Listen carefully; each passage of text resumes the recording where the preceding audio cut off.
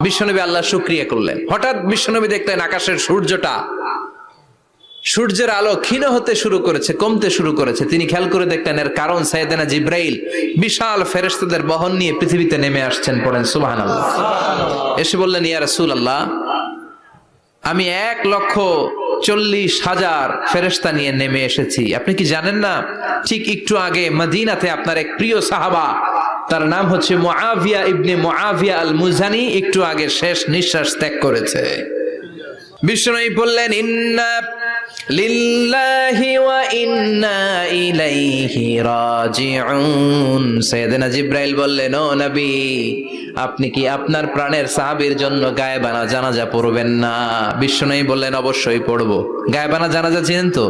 এটা পড়া কিন্তু সুন্নাহ। সামনে লাশ নাই, কিন্তু আমি ইমাম, সবাই দাঁড়ালেন পেছনে, আল্লাহু আকবার, 4টা তাকবীর দিয়ে আমরা নামাজ পড়লাম, মৃত ভাইয়ের জন্য দোয়া করলাম। এটার বলে গায়েবানা জানাজা।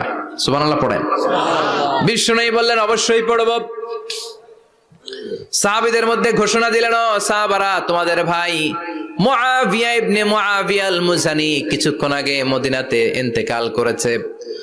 তোমাদের ভাইদের জন্য সবাই বাইরে বের হয়ে আসো, এই মুহূর্তে আমরা গায়েবানা জানাজা পড়ব। বিশ্বনবী প্রথম কাতারে দাঁড়ালেন, হাজার হাজার সাহাবারা লাইন ধরে দাঁড়ালো।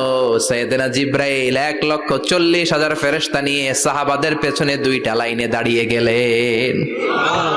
প্রথম লাইনে 70,000, দ্বিতীয় লাইনে আরো 70,000, 1,40,000 ফেরেশতাদের বহর। আর সাহাবারা মিলে আল্লাহু আকবার বলে গায়েবানা জানাজা শুরু করলেন। নামাজ শেষ। বিশ্বনবী তো অবাক, ঘটনা কি? কোন সাহাবীর গায়েবানা জানাজায় তো ফেরেশতা নামে না আকাশের উপর থেকে।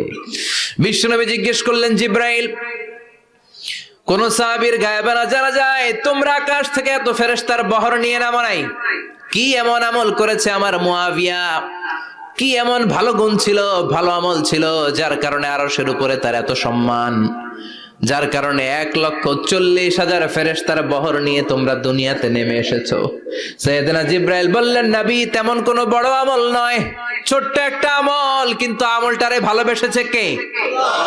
আপনার এই প্রিয় সাহাবী হাঁটতে বসতে চলতে ফিরিতে সব সময় পড়তো, কুল হুয়াল্লাহু আহাদ আল্লাহুস সামাদ লাম ইয়ালিদ ওয়া লাম ইউলাদ ওয়া লাম ইয়াকুল লাহু কুফুয়ান আহাদ। পড়েন আল্লাহু আকবার। আল্লাহু আকবার। এজন্য বেশি বেশি সূরাতুল ইখলাস তেলাওয়াত করতে রাজি আছেন তো? ইনশাআল্লাহ।